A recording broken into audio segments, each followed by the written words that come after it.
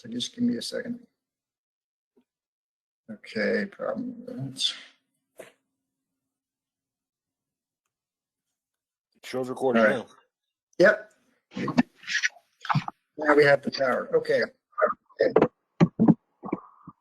Good evening. My name is Steve Kleppen. I'm the chair of the New Milford Farmland Preservation Committee. Just before we get started, if you can just keep yourselves muted until after we're through with the presentation. We're going to take comment after we go through the presentation and walk through the draft zoning regulations. So if it's possible, just keep yourselves muted if at all possible, so we don't have any background. I'll try to mute you if I can, but it's not always the easiest on GoTo. Just want to introduce the other members of the committee, just so you know who is on the committee.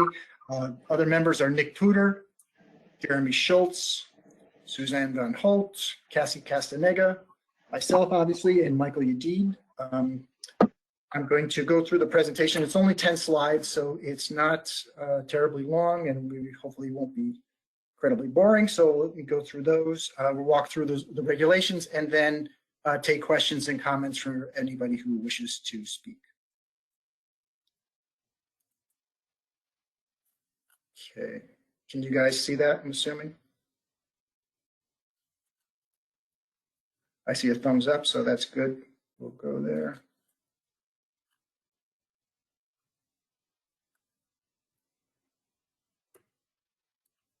Okay, so just to give you a little bit of background about the committee itself, the committee has been around since 2006, so I guess it's about 15 years now.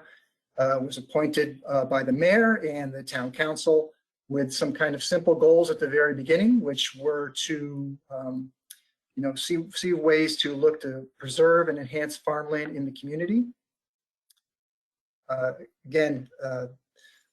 So how did that kind of come about? So we looked at inventorying the town's existing forest land and farmland, worked on strategies to help reduce their disappearance and worked on ways or understanding ways why they were disappearing.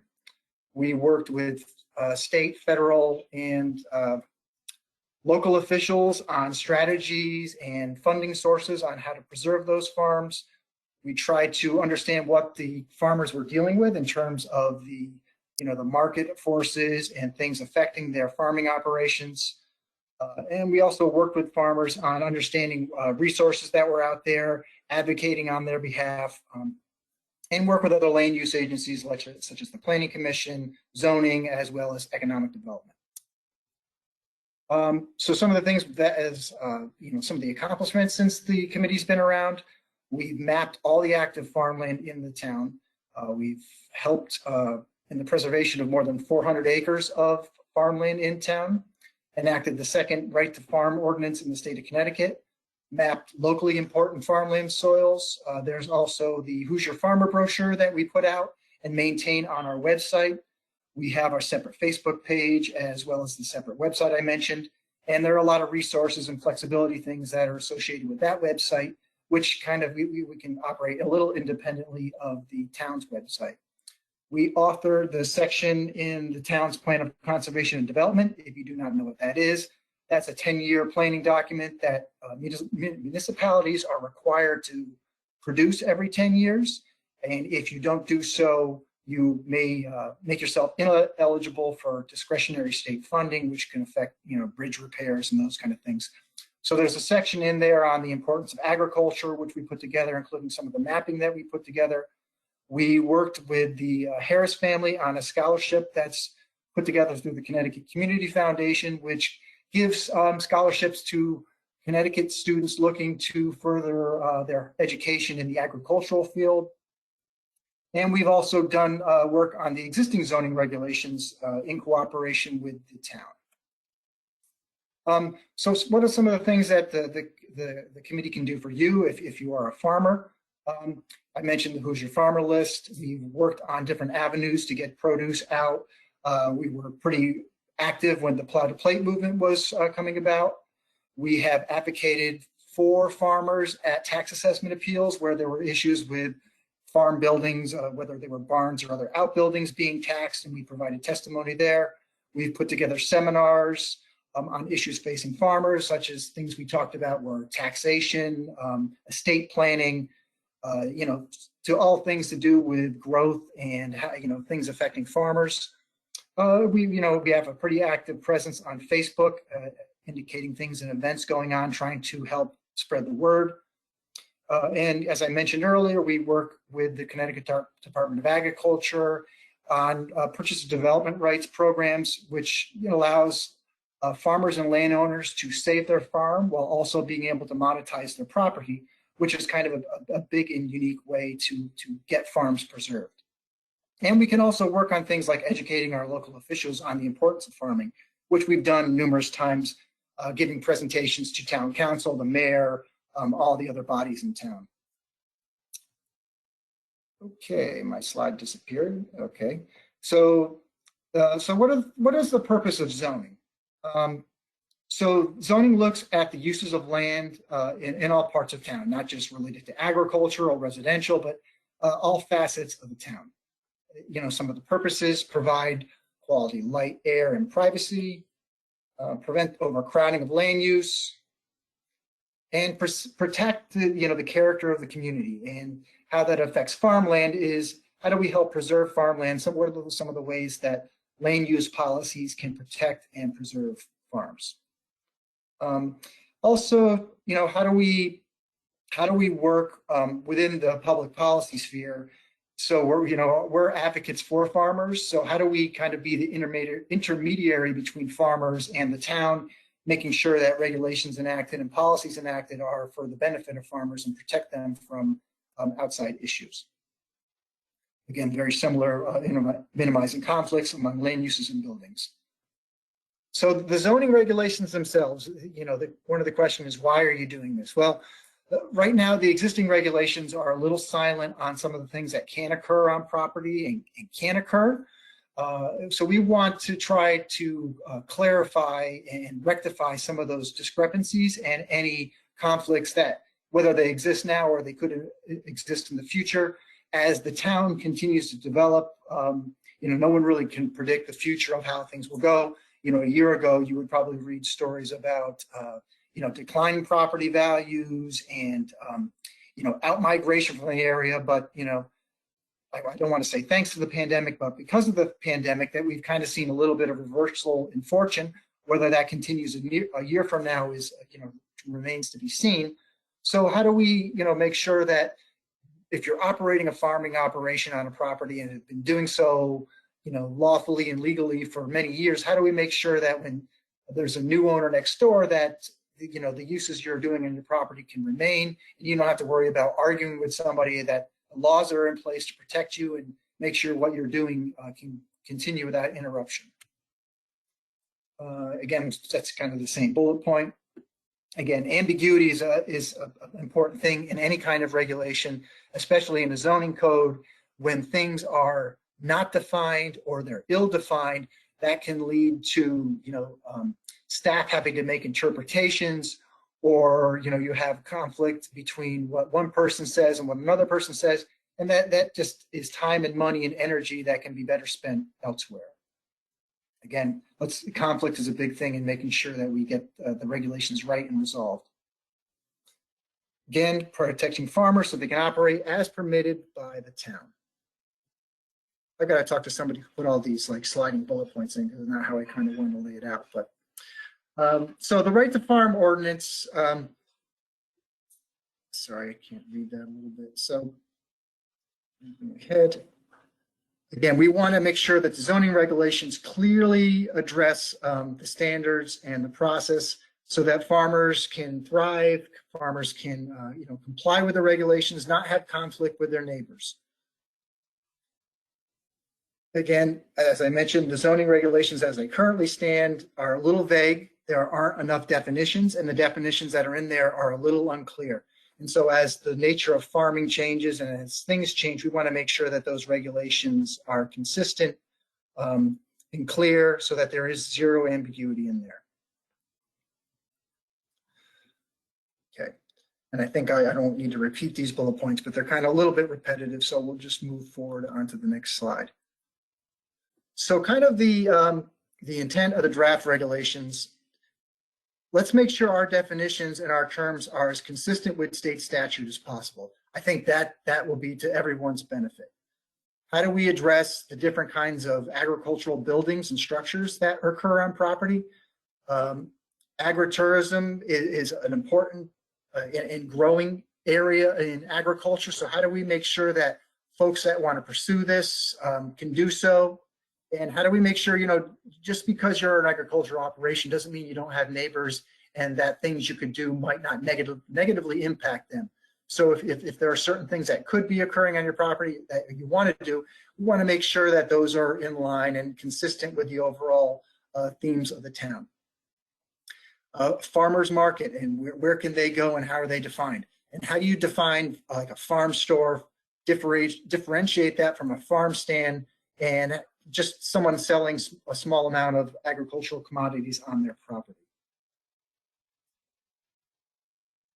And again, another big point of concern, and I've talked to several folks about this, is so if these regulations get enacted, how is that going to impact me? What is the application and approval process going forward? What's going to need to be done? What kind of things do I need to think about in terms of where my building or buildings can be located? Am I subject to parking requirements? And what are all the steps and impacts of those regulations going to be? And that was it in a nutshell for the presentation on the actual regulations themselves. So what I'd like to do now is pull up the actual existing zoning regulations. So that way everybody can get a sense of what the current regulations are. Because I think a little bit of, and I've seen some of the, the comments out there, and I think a little bit of the misunderstanding is sometimes there, somebody's not always aware of what the existing regulations allow and don't allow. So I think, can you guys still see my screen? Somebody give me a thumbs up. No. Yes. Yes? No. Okay. No. Okay. Okay, let me go back and reshare just to get that part cleared up.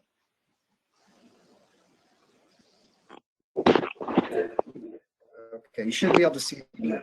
Is that, anybody need me to blow up the text? Bigger would be better. All right, so hopefully that's a little bit better. So right now, the zoning regulations, and this is, if you could do us a favor and mute yourself if possible, if you're, for now, that would avoid the language. The zoning regulations define farming right now. They put criteria on, what a farm is in terms of the size.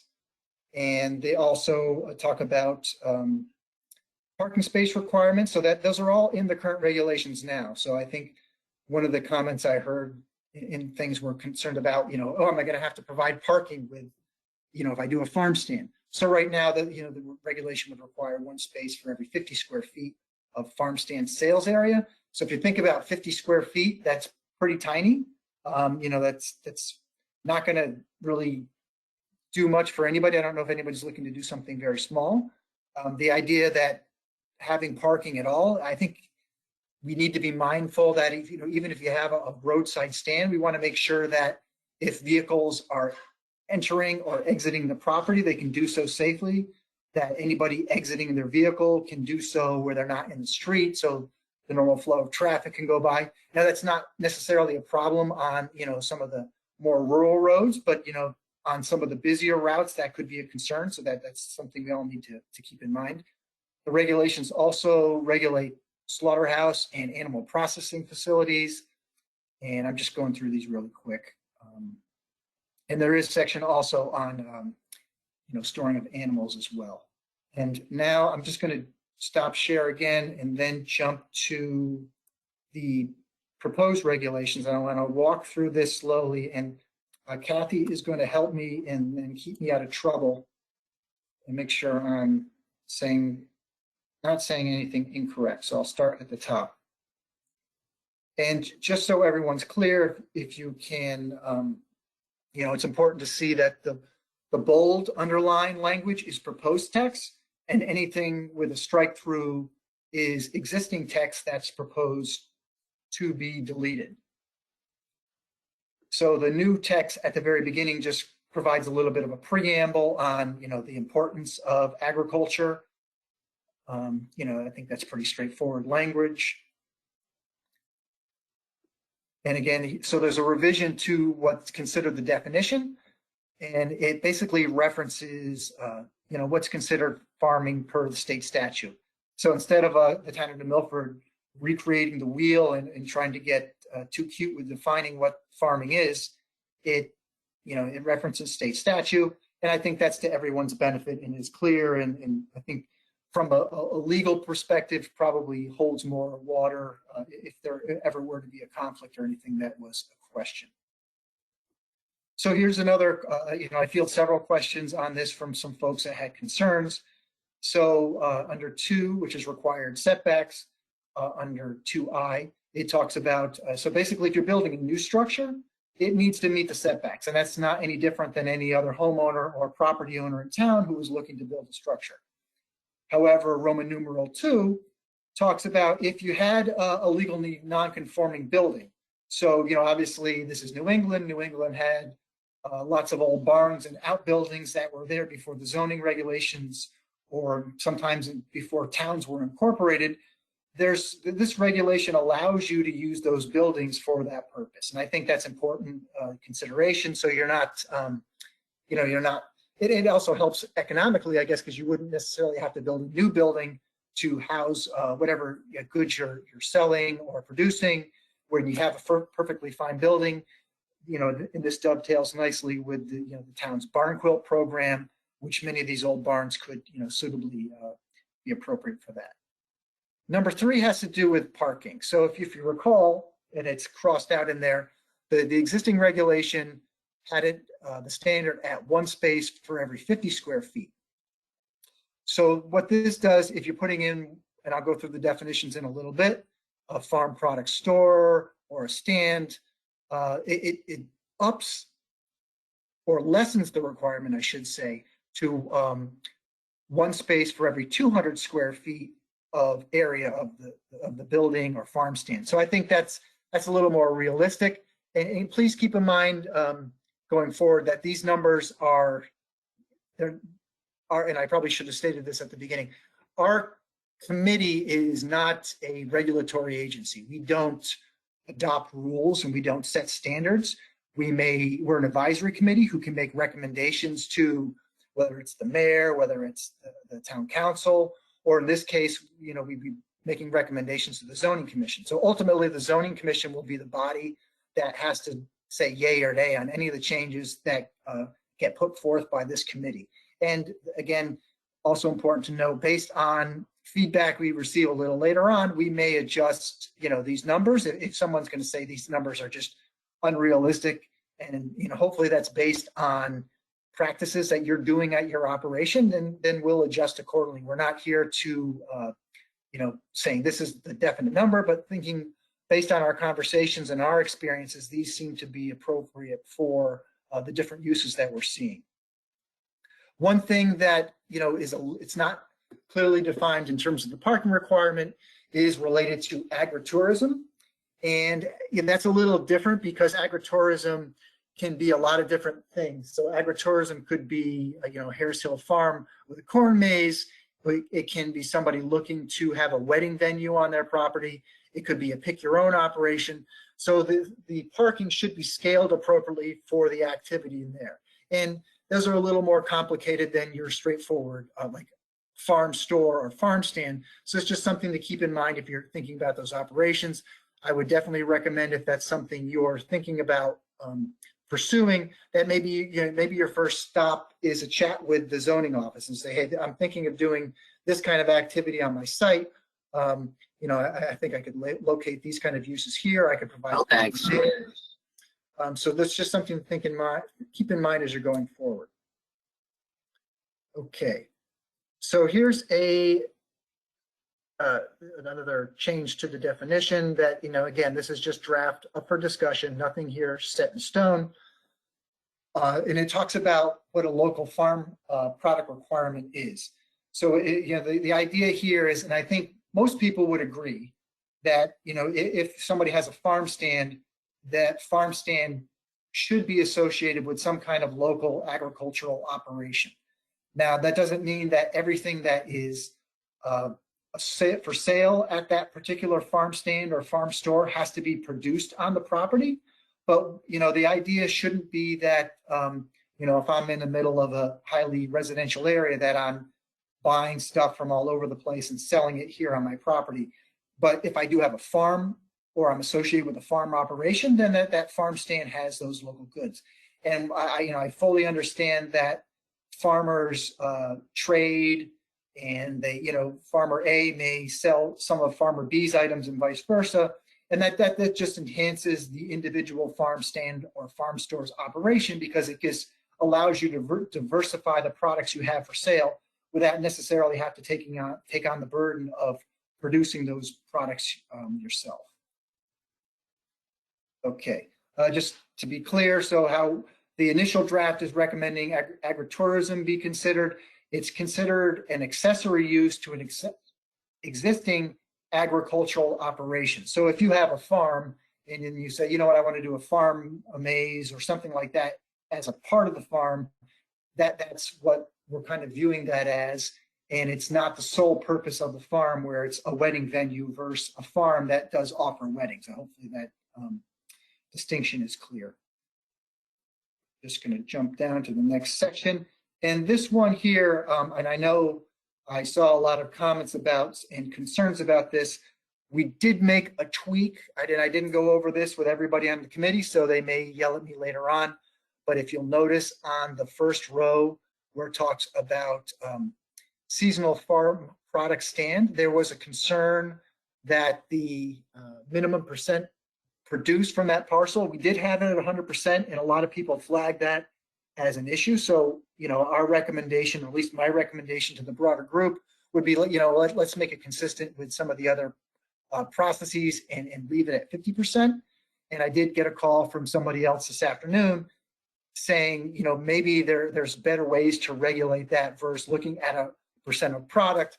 And they brought up some good points, because, from an enforcement standpoint, if this was ever a concern, I don't think the Town of New Milford zoning staff has the time, will, or energy to go around to farm stands and see if all the products for sale there are, locally produced. So I think that point is up for discussion. We're hopeful we'll get some feedback tonight that we can take back and come back with something that works for everybody, and it is not restrictive. That is not our intent by any means.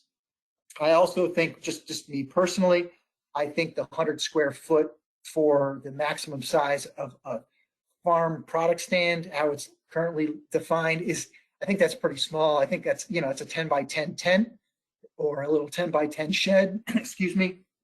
I don't think that's the, a good size. So maybe it's less than 250 square feet or something like that. But, again, for those of you who are operating these kind of buildings or structures now, feedback on that would be helpful for us.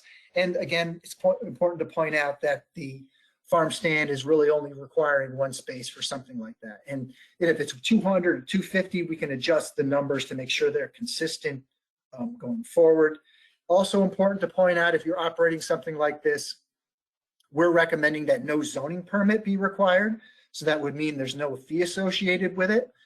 It doesn't mean that you can't submit an application for a zoning permit, which would be required for some of the larger and definitely more permanent structures.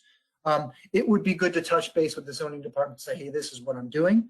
But that's something, if that, our idea here is not to create cost or burden for producers and growers. It's to try to make sure there's consistency, that there's no ambiguity. And again, it also offers a protection for yourself. So I can speak from this on personal experience. I have a Christmas tree farm where I sell, obviously it's a very seasonal business.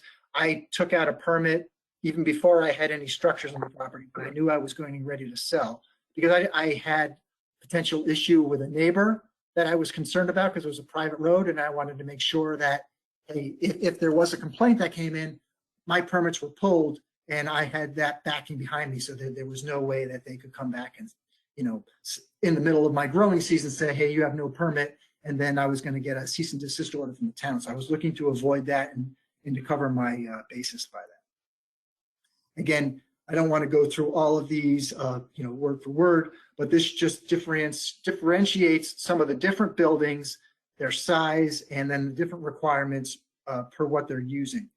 And the last section is really kind of the definition section, which I'll go through because I think that's another important section to highlight. And then if anybody else on the committee had comments or wanted to correct anything that I misstated, please do so. And then we'll, you know, we'll turn it over to you folks and you can tell us what you're thinking.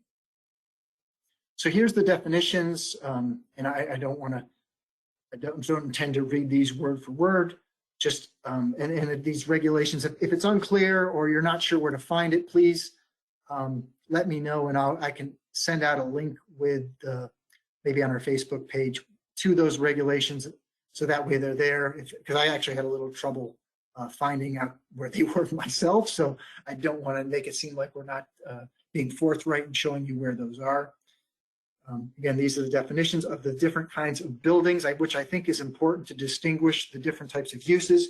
If there's something in here that you feel is not necessary, do we not need to differentiate between a farm store and a stand? I think there's value to that, because to me, a farm store is something that's a little more permanent, which, you know, provides somebody with potentially 12 months out of the year ability to sell, you know, whatever commodities are being produced or locally produced in the area. Whereas a farm stand is somebody who's, you know, it's maybe you just produce corn and you're selling corn at a farm stand, you know, how many months of the year that's allowed. And here is the definition of farm. And as I mentioned, there was also the definition of farming, which was, you know, referencing back to the Connecticut General Statutes. And important to point out too, that if you'll see the strike through on the definition of farm, it removes that minimum acreage requirement. So I think that's important too, because, you know, you can, you know, my tree farm's 5.5 acres, so I'm over that regardless, but I know on lesser amounts, you can get a lot of production. Maybe you're not a full-time operation, but maybe you're a part-time operation. And I think that, you know, that's an important thing for somebody looking to get into it. Maybe they can't do full-time, but they can do part-time. There were some, oops, sorry, I'm jumping a little too far ahead. This is an existing definition of what locally grown is. This is consistent with the right to farm ordinance. And how this was defined several years ago was Connecticut, as well as Dutchess and Putnam counties in New York State. The last section where there were some recommendations on approval was the livestock section.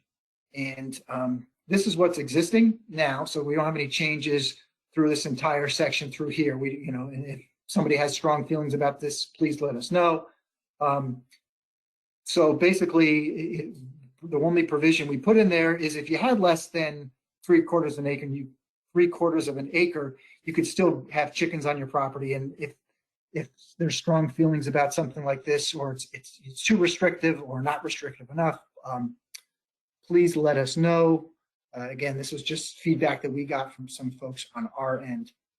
That's all I have with the regulations. And like I said, before we turn it over to everybody to comment, I'm going to give anybody else on the committee who had any comments or thoughts or questions and wanted to weigh in. And then what I will ask when I turn it over to the public, I'm much more used to Zoom and much more comfortable in the Zoom format. So that had the nice raise your hand feature. So if everybody could, if you want to speak, if you could, I guess just unmute yourself and I'll just take somebody as I see them when they come in, and then everybody else just try to be, you know, polite and patient and just wait your turn, and I'll just call off one by one.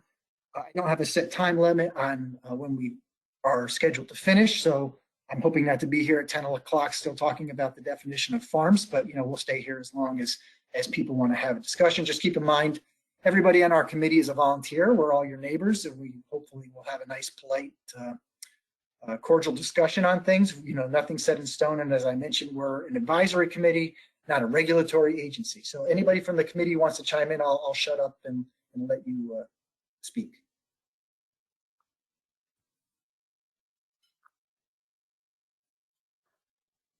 Okay. And I think you can just unmute yourself if you wanted to talk.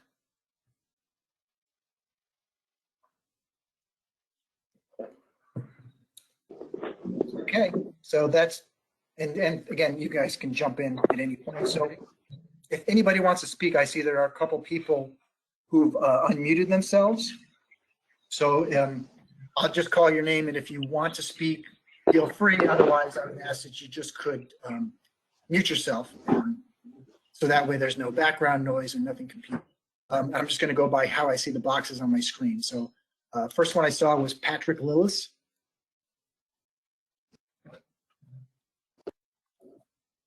Oh, so he is now muted himself.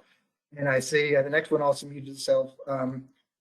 There is one other person that's unmuted, which is and I'm just seeing go by the name on the screen. So again, when you do talk, if you could just let us know what your name is, and if you have, and if you do have, it's not necessarily a requirement. If you do have any kind of agricultural operation in town, let us know what that is. It would just be helpful for us to know who we're talking to. There was a Coach Tony. Yes, hi, good evening. My name is Coach Tony. I am actually here, on behalf of many friends. I'm really just wondering, who asked for these changes and how this came about. It seems to me like we've been, a farm town for a very long time, and it's what we're known for. In fact, New Yorkers have said that they come here because we're a farming town, and it seems like these actions, may kind of impede some of that. So I'm just curious, how did we get here tonight? What changed and why? And who asked for those changes? Sure, I'll answer that, and then I'm going to ask you another question too, because it'll help us. So initially last year, and I don't remember the exact month, there were the mayor had asked us to take a look at the right to farm ordinance and zoning regulations, and so amongst our committee, we said sure we can do that. We also, had conversations with, zoning staff to say, hey, are you having any issues? But they didn't indicate that they were necessarily having issues, but at the same time indicated that, that the zoning regulations regarding agricultural uses are a little unclear, and we could use some clarity in those areas. So between those two requests, we decided to take this on.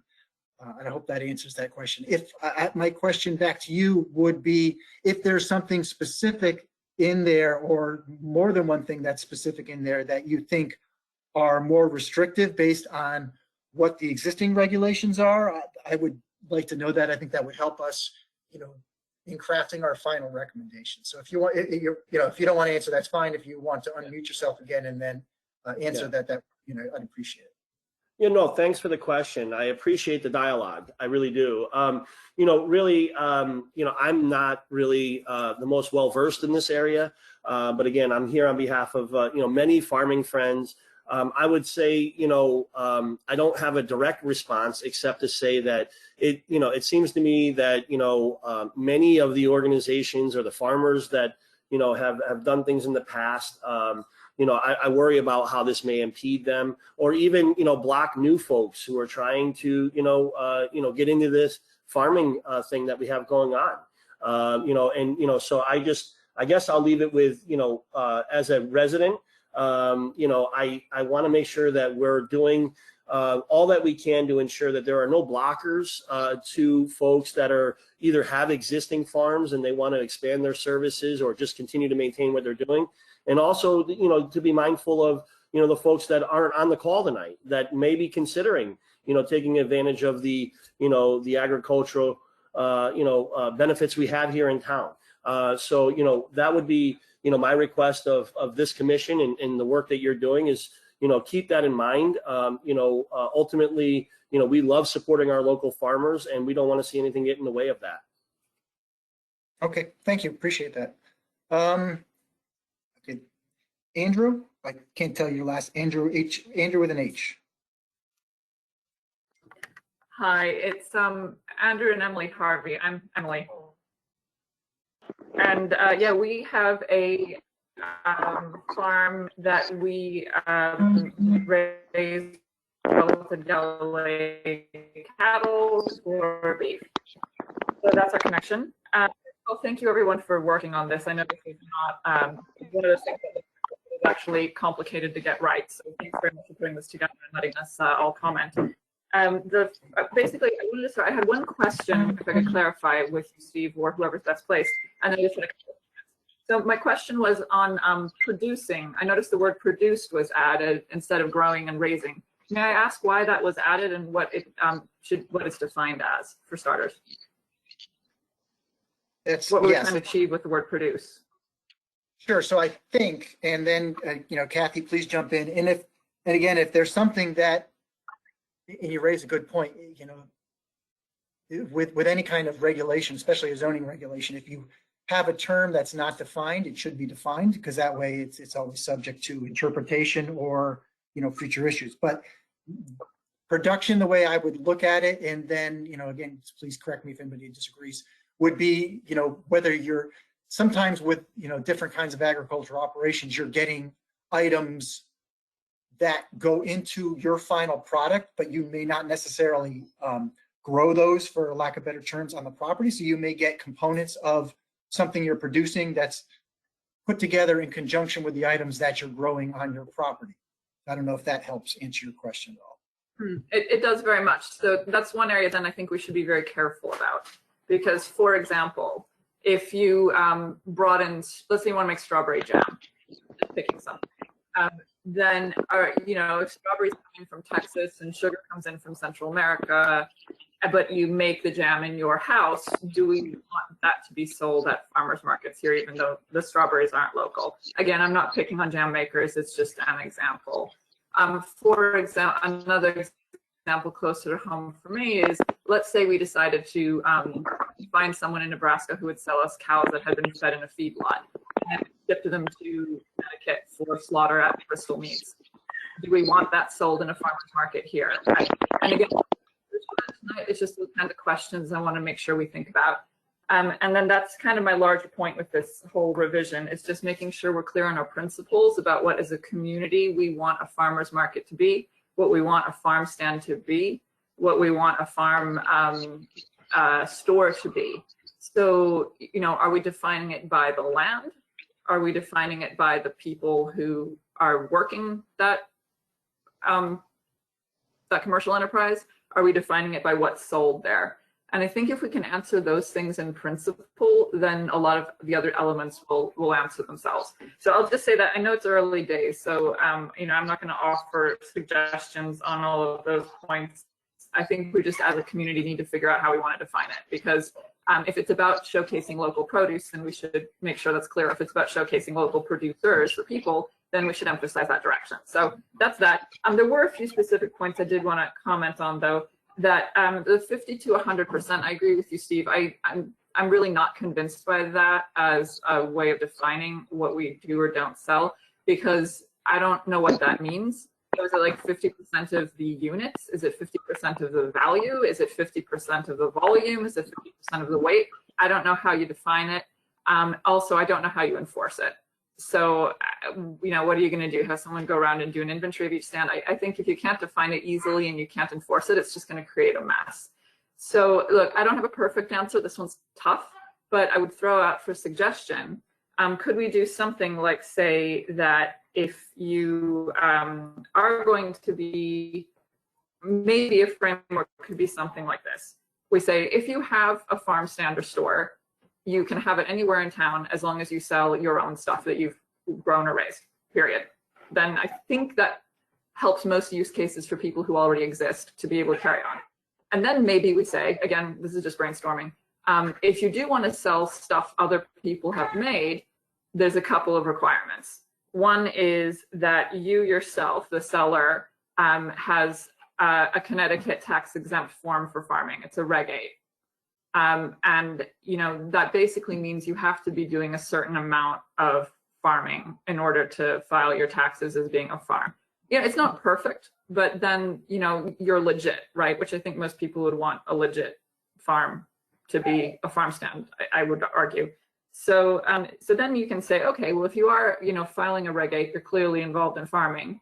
And then to your point, you know, if you're diversifying and want to, you know, work with your other farming colleagues, you could just simply say, yeah, okay, you're welcome to have other people's products at your store or stand, but label anything you didn't yourself produce, right? So you are, everything that's at your stand is assumed to be yours unless it's labeled otherwise. And then to stop, you know, just anybody showing up and having a stand randomly, you know, if that's a concern again. You could, that's in the public health code, by the way.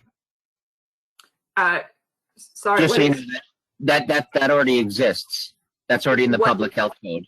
If we Just could, if you were to sell something that wasn't produced on your farm, that was produced at somebody else's farm or another location, it has to be prepackaged and it has to be properly labeled. It's in the public health code. So I just wanted to jump in there and just, you know, throw. I understand what you're referencing for food. I would say that for anything. So, for example, sheep hides, that might not be food. I think I just meant that same principle more broadly.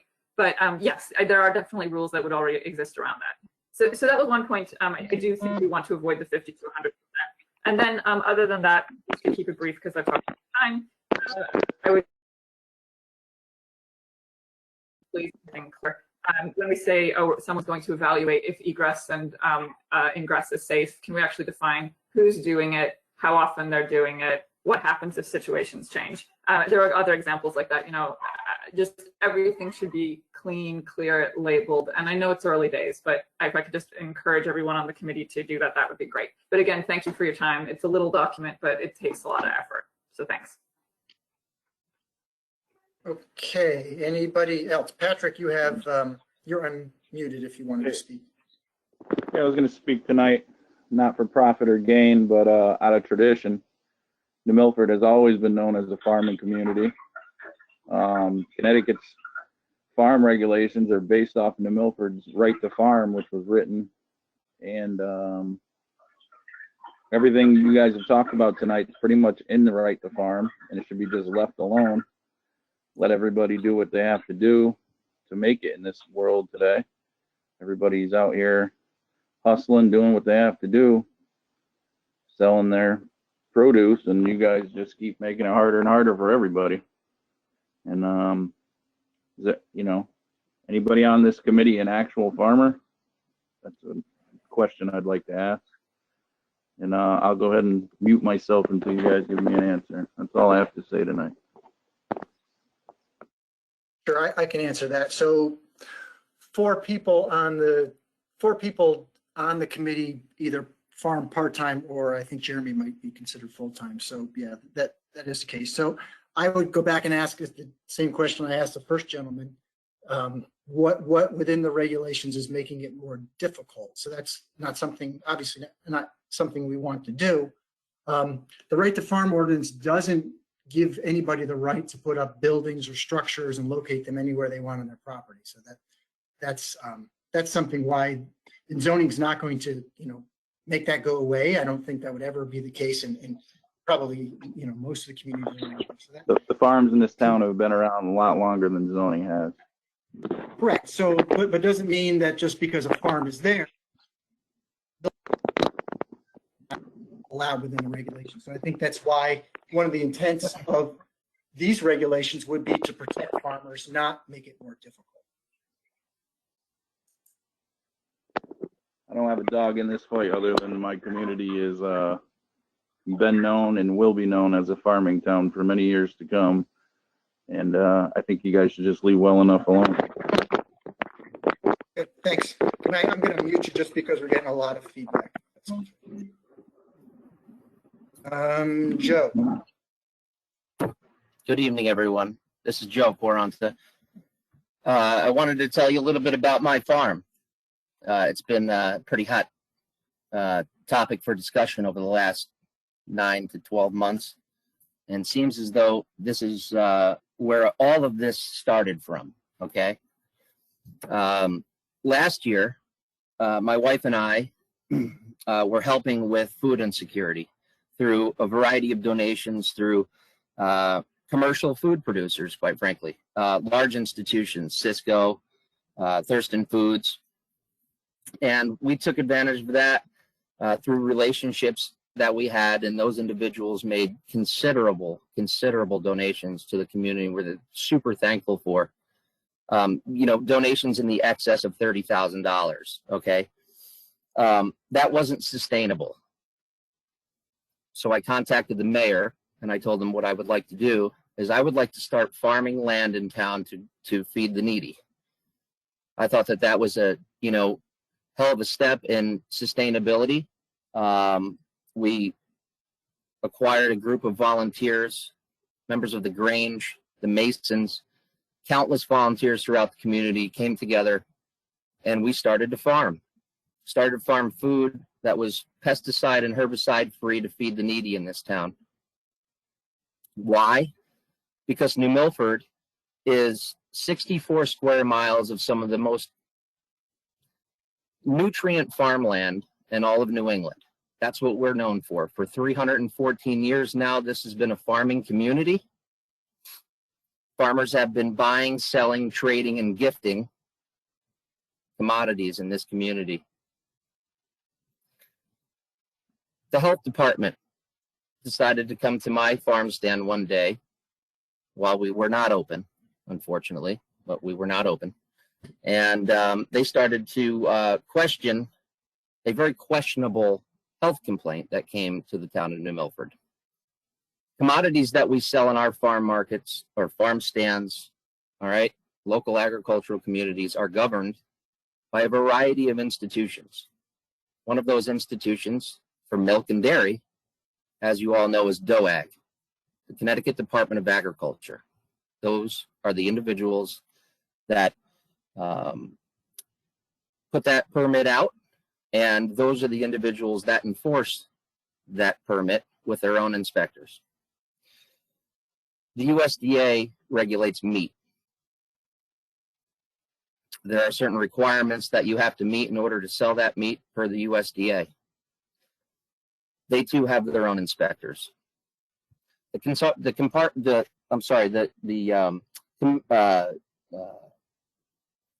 had a brain fart here. Department of Consumer Protection, excuse me. They also are a regulatory agency in the state of Connecticut. We have contacted every single one of those agencies. We have every single permit that is required by those agencies. And in many cases, the town has acknowledged certain requirements that do not exist. So the end result was that all of these agencies agreed on one thing. They agreed that the town of New Milford needs to learn how to stay in their lane because they don't regulate these commodities at our farm stands. Those agencies do. That kind of went away, all right? There were some town officials that did acknowledge to me, and I appreciate their honesty, that they didn't know really what the laws were. So, maybe we should start brushing up on those. We're here tonight to block any impediment that the town of New Milford and the local government wants to put on local agriculture. This has worked for 314 years. There's no need to rewrite any laws, any rules, any regulations. The farm that Meredith and I occupy, okay, is one of the oldest farms in town and was owned by Sherman Boardman, the son of the first reverend of the First Congregational Church here in town, and was built somewhere around 1725 to 1750, okay? Is also known as the First Station. The First Station is depicted on a map that was drawn by one of the first town clerks in Roger Sherman. Roger Sherman was an early American surveyor, and they put together a map, a one-page map that was watercolor and signed at the bottom by both of them, and it depicted the First Station. And the First Station was where all of the local agricultural commodities came, okay, to be distributed. And in around the late 1800s, Civil War time, okay, Mr. Marsh moved into that farm, and Mr. Marsh, you all know, was the first donor to the New Milford Library. He donated $10,000 to create the first New Milford Library. He was also one of the first Housatonic Railroad executives, so he decided what better place to put a freight station was right there on the corner of his own property. That was a game changer for local agriculture, because now all of our local commodities are getting put on rail, and they're not just being traded or sold or gifted inside our own community. They were serving a wide variety of communities, cities, and that was a real economic boost for New Milford, right? So I'm here to just say that I'm not in favor of any of this. I'm not in favor of any of it, and I really question why it's even being discussed, because nothing's broken. There's no disadvantage here, and I think everybody's doing a really great job, to be perfectly honest with you. You know, the 50%, 100% thing, you know, you guys all know. You just said it, you're farmers. You know, some of these farmers in town, they specialize in sweet corn or silage. Okay, now if a man that has is growing sweet corn and he wants to have a wide variety of products in his stand, of course he's going to do business with other farmers in town. That's how local agriculture works. That's how everybody makes a living. So again, you know, we're here to oppose any or all impediments that the town of New Milford is looking to put on local agriculture. Do you have any questions for me, Steve? Sorry, I was muted. Nope. Thank you. Thank you. Okay. Anybody else? I don't see anybody unmuted. Hi, Oh, Meredith. I do. I'm here. Yeah, go ahead. Hi, I'm Meredith Caranta. I'm Joe's wife with the Boardman Bridge Farmers Market. We have a farm in town. Helping Hands for Heroes is our nonprofit farm stand. I have a few questions. I know a lot of people have talked about not messing with it, making it more defined. I have to say that I'm in agreement. Right now, my first question is going to be about your agritourism permit. So the way I'm reading it is defined as operating to the public of a working farm or any agricultural, horticultural, or agribusiness operation for the purpose of enjoyment, education, or active involvement in the activities of the farm or operation, including but not limited to hay rides, corn mazes, on-farm sales, farm stands, pick your own operations, retailing farm-related products, farm store, recreational and or competitive equine practices, on-farm processing operation, and passive recreation such as bird watching and hiking. Now, my question to you is first, is this only going to apply this one-time permit to new businesses? Are you going to go to all these current operating farm stands, farm stores, equine business, agribusiness, and make them require them to get this permit to allow people to come to the farm that they already have operating and are in business and doing lessons and doing shows? Are you going, and how much is that permit fee going to be? You are putting all of these regulations, permits, and site plans on top of these farmers, and no one has talked about the cost of out-of-pocket coming off of their food table. They work hard 7 days a week to put food on their table and to put food on our tables. Now, my second question would be, let me just get to it. Let's see. So the farm store, the farm stand, the farm tents, all of this with the permits or the site plans, we haven't talked about fees for those either. So are we only talking about new established businesses that want to do, to run a farm stand, an agribusiness? Are we talking about people who are already operating? So are operating farms going to be required now to comply with these new zoning regulations? And what are the fees associated with these permits? What are the fees associated with putting in a site plan? Because I know it's just not very simple, because I do believe that zoning has regulations on what's defined in a site plan and what's defined in a permit. So I think those are very big questions before these regulations go through, that you allow all these farmers to know what it's going to cost them. Now, if there's, I heard there was a rumor that, you know, it wouldn't affect some farms, it would affect other farms. Now I'm going to go back to, there's no verbiage in these zoning regulations that are proposed of when these will take an active date and go into effect. So are old farms, are farms that have been in operation going to be affected? And if they're not, then there needs to be somewhere in this verbiage about a grandfather clause and how they are going to protect the farms that are already in operation, already producing, already been here for years doing what they're doing, and let them know, look, these aren't going to affect you. These are only for new businesses coming to town. And if it's not in the verbiage, then everyone would have to comply. And it could not go to selective zoning, which is where we found ourselves last year, because the zoning regulations that you have now were never enforced. And then I'd like to go to the 50% and 100% of sales. I do believe you did the right thing by taking 100% of the sales off and making it 50%. Kudos. But who's going to enforce them? And somebody told me, well, they only come out if there's a complaint. Well, great. My question still is, who's going to enforce them? Zoning? It seems like we're more worried about our neighbors than our farming community and our ag community that have been here and doing this and providing these great resources for our community. It doesn't seem like we're trying to protect them. It seems like we're trying to turn them over to the zoning department of the town of New Milford.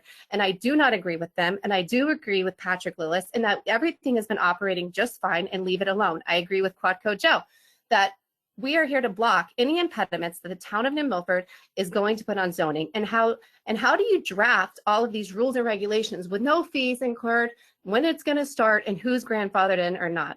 And so those are the things I really think this committee should go back to your farmers and start letting them know the money that's involved. Because when it all comes down to it, it's all about money and them surviving and making a living. And it's hard as it is for them. So why make it even worse? And that's all I have to say. Thank you for listening. And I hope everybody has a good evening. Thank you. Those are good points.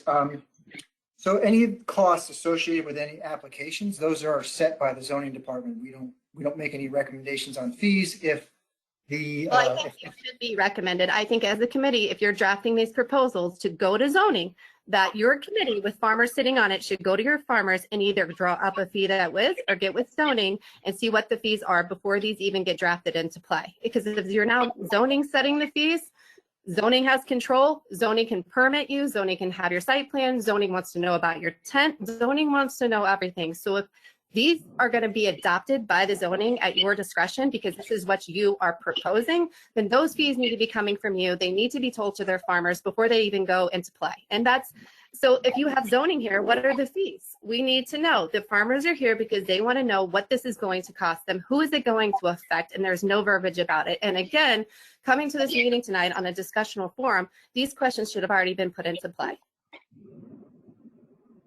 okay. I agree, Steve. I think. Can I answer the question first? Is that okay? Thank you.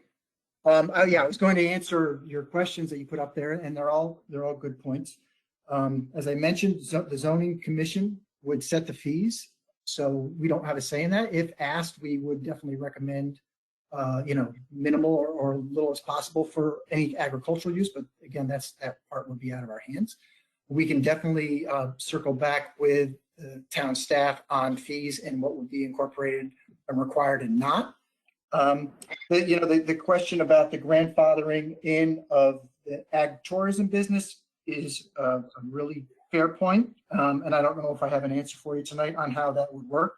So again, I think the most important thing I hope you would take away from this tonight, this is the first time this is getting really vetted publicly. So it's not a done document. We're not, after tonight, I'm not going to forward this to with a memo to the zoning commission tomorrow, asking them to, adopt these and put it on public hearing.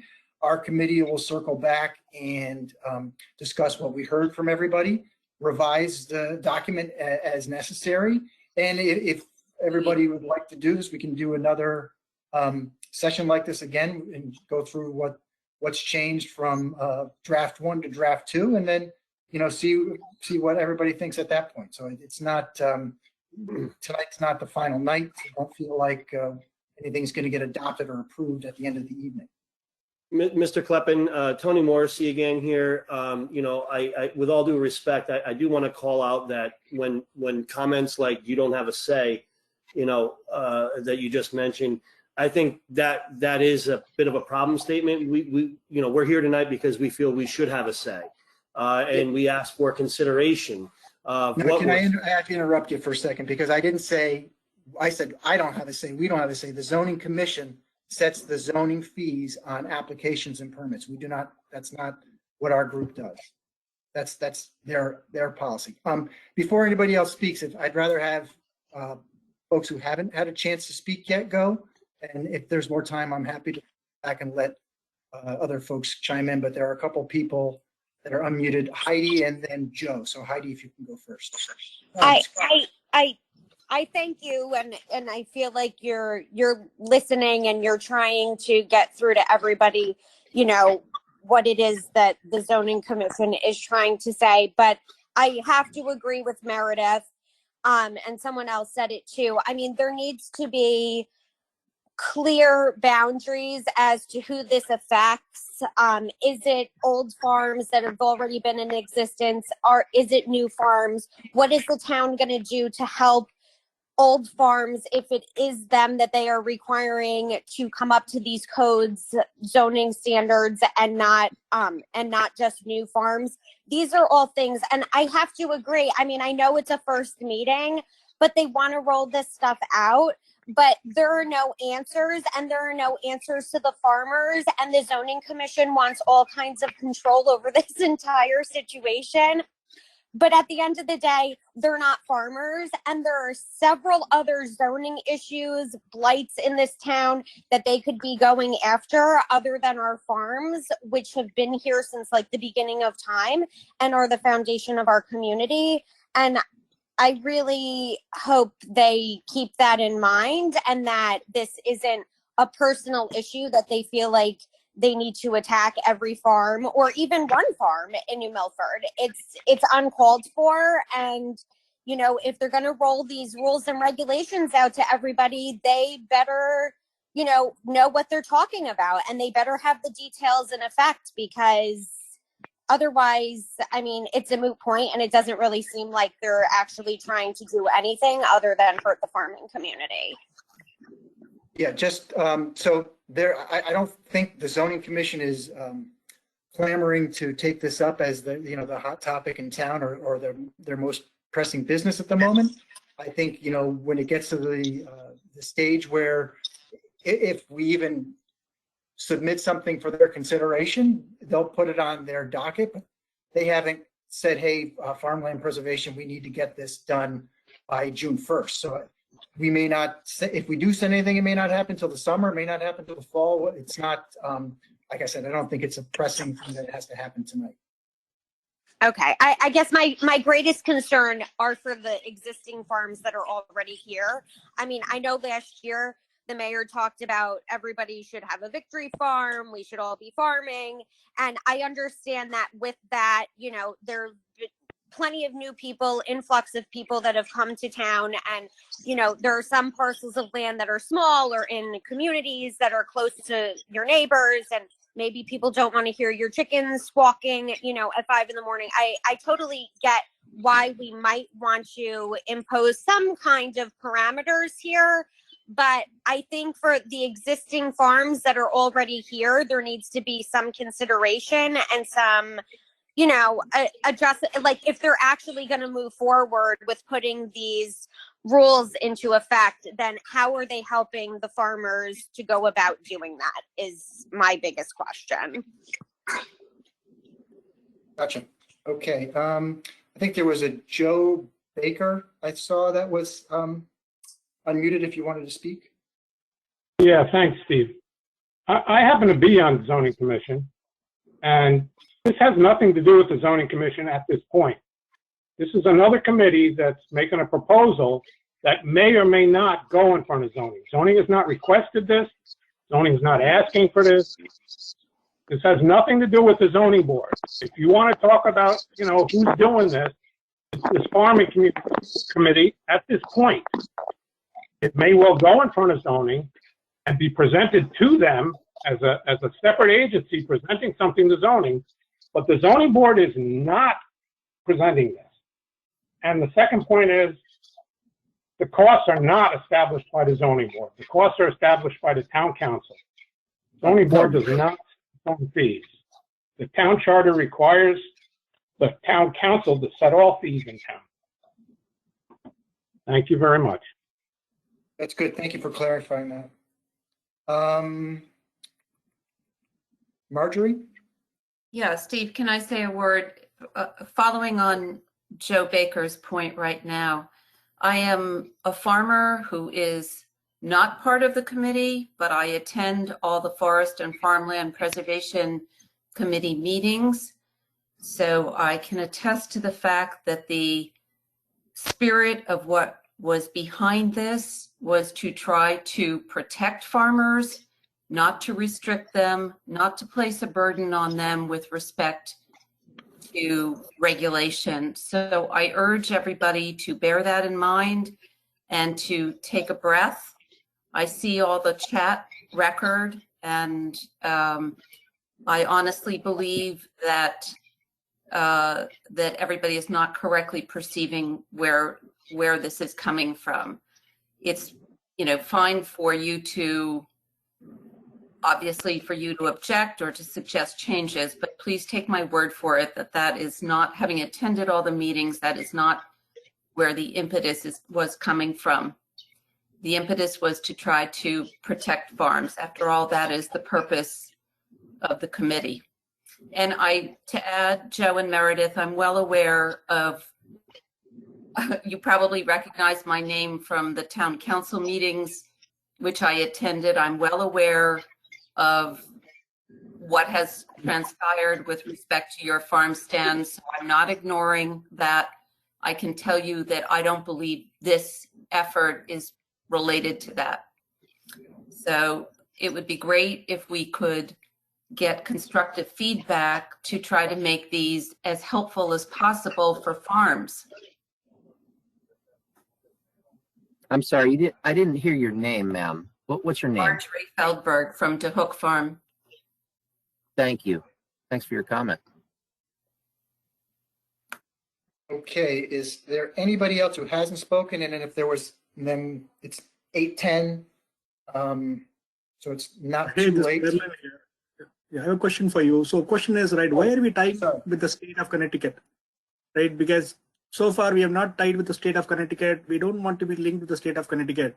The reason being, it's been run by, you know what, right? Today they eliminated or stripped away schools for all the kids who don't have vaccination should not go to school. Tomorrow they will put a law that because of clean green energy or methane produced from the farm animals, right? They don't want to have, they would ban the cows, they would ban the goats. State would introduce a new law that you cannot have cows, right? Because they produce more methane and affect the ozone. Why are we tying with the state? So the only thing that's tied to the state is the definition of farming, which references state statute. Yeah, why can't we take it from there, cut it and frame it own for animal food? Why are we? Because they will change it tomorrow. They will introduce a new bill, new amendment. They will change everything tomorrow. Animal food have to amend like that. Okay, well, we'll talk about that. Wasn't a concern that I had, but we'll definitely take that into consideration.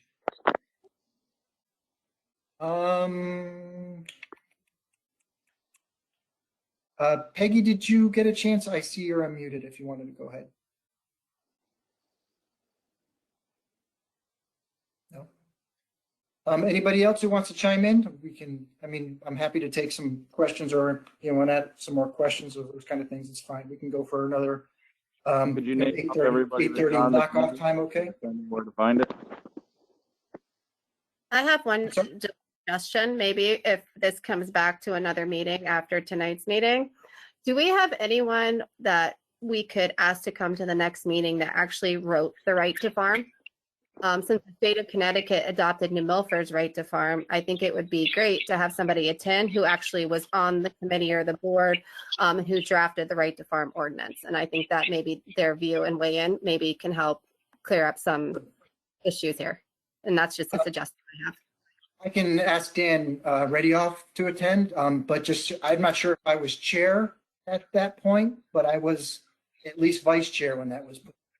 I So think I'm pretty Dan familiar. Reddick attend, that would be great if we could reach out to him and have him on board and weigh in on how he feels about it, since he's the one that helped, write it. So that'd be great. But yeah, and I don't know a date yet.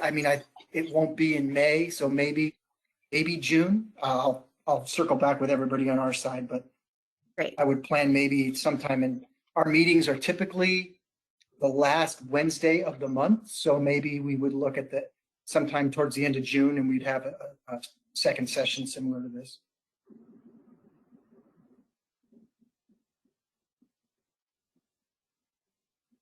Anybody else?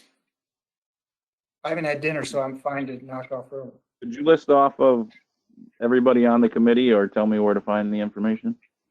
Yeah, so I did at the beginning, but I can repeat it. And also, it's on the Town of New Milford's website, which is probably easier with spelling. If you go to, I don't have it open now, but if you go to the Town of New Milford's webpage, click on, I think there's a government tab. Look for, I think it's under boards and commissions. You just got to navigate there, and then it's listed in alphabetical order. You just scroll down and all the names are there. I think they have their terms and party affiliations, if that may be listed as well. Thank you.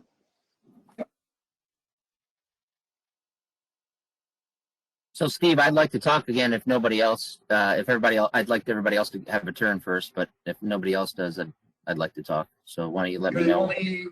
Everybody else is muted, so go ahead. Okay.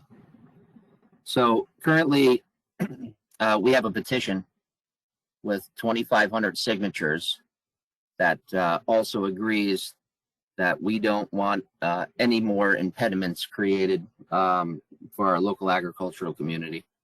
And I expect, hopefully by your next meeting, we'll double that.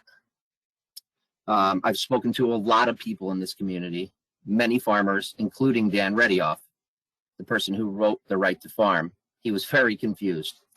So I have an ask. This is my ask. It's the same ask that I had when I, went to the town council to discuss the right to farm. I'd like the right to farm add farm stands. And I would like the town of New Milford to simply remove the parking lot requirements for those stands. Okay, why? Well, because they've never been enforced. And all of the farmers that I've spoken to, with the exception of one on this board, has a parking lot permit. In 314 years, it's never been enforced. So I thought, why not remove that so that there's no discrepancies here? There's no opportunity for selective zoning. The town asked me to get a parking lot permit, which I could very easily do because all of you know that I have enough land and the resources to put the parking lot in, for that matter. But there are farmers in this town that cannot meet those requirements. And that's why I would not get it. Because if you made me get it, you have to, legally, go around and tell everyone else that they have to get it. And some of those farmers couldn't get it. So what I would like to ask of you guys is to remove the parking lot requirement, add farm stands to the right to farm. And I want this committee, instead of worrying about writing laws that cannot be enforced, I want you guys to support us farmers. 40% of the food that is created commercially in the United States is thrown out. Much of it comes across the Mexican border. That means 40% of all of the energy created and consumed in that commercial farming activity is wasted. So there was a gentleman just before talking about the environment, and we focus on smokestacks and tailpipes, okay?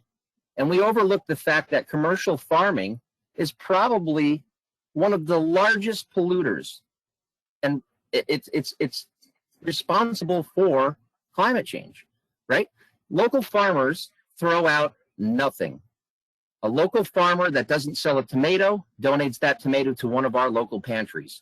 If that tomato's not eaten at that pantry, I personally picked that food up and brought it to the animals for feed. And what's not used as feed is used in compost. And compost is an agricultural commodity, as well as firewood. Firewood, and in the state definition, includes forestry activities and all of its commodities. So we've been focusing a lot on vegetables, but farming is a very broad term. And there are a lot of vast agricultural commodities that can be produced on a farm, many of which our farmers take advantage of, especially in the wintertime. Firewood is a big one of them. Compost is another. Compost is an integral part of farming. You all know that. Why would we exclude compost? Why would I be denied my farm status in the town of New Milford because I make compost? That's absurd. So what I ask this committee to do is take this document, change the document so that we don't have a parking lot requirement, add the farm stand to the right to farm, and get behind us and help us. Help us. You've seen what I've been through over the last 12 months. I didn't hear from one of you. Thank you very much. Anybody else? Going once, going twice. Okay, just so everybody's clear. So from here, our committee will reconvene and talk about things and see if we want to, put forward a new draft and what changes should be made or not made. And when we're ready, maybe it's June. If not, I'm always hesitant to have public meetings in July and August because a lot of times people take vacations then, and everybody accuses you of doing things when there's nobody around paying attention. So maybe if we didn't do it in June, I'd probably propose to the group that we hold off until September when everybody was back and paying attention to things. So maybe we'll do it in June. If not, then we'd probably reconvene in September and we can do a similar forum to this. Steve, just be cognizant of one thing. Every farmer in town is gearing up for their busy season. Why couldn't we do this in the wintertime? I mean, every farmer in town is stressing on how they're going to find the money to buy their corn seed, for Christ's sake. And here we are throwing the burden of this thing on them, the stresses of this thing on them. Now they got to worry about what rules and regulations we're going to be putting on them. I don't think this is a good time at all. I mean, this is something that can be done in the dead of winter when everybody's sitting on their hands. But right now is go time. It's go time for these farmers. It's not a good time for this. Sorry to jump in on you. Wanted to throw that out there. You know that. You're a farmer. Well, I don't know. I mean, Christmas trees, they really kind of just take care of themselves, other than spruce gall aphid, though, right? No, I would disagree. I'd say it's probably a little more involved than mulch, but that's another story for another day. So I would say, that's a fair point about the time. But when we get into the latter half of September, October, it's dark around 7 o'clock. So it's fine with me if we hold off until that point. I don't think there's any items pressing that have to occur at that point. So with that, we'll, and rest assured, we will not push anything forward to the town in a broader way until we have another session with the public. I can speak for, I think, everybody in our group that we did hear the comments. I can't say I agree with every comment, but I think there were a lot of good points brought up, and we'll definitely take everything into consideration. And whatever comes forward, you'll get another opportunity to weigh in, even before it goes to the zoning commission, if it does at all. Okay. Thank you, everybody, for participating. I appreciate it. I actually agree with Joe Carana, but Old McDonald had a farm, and I don't remember Christmas trees being on it. Okay. Thank you. That's helpful and productive. With that, I think we will end for the evening. Thanks very much. I don't know about a good friend.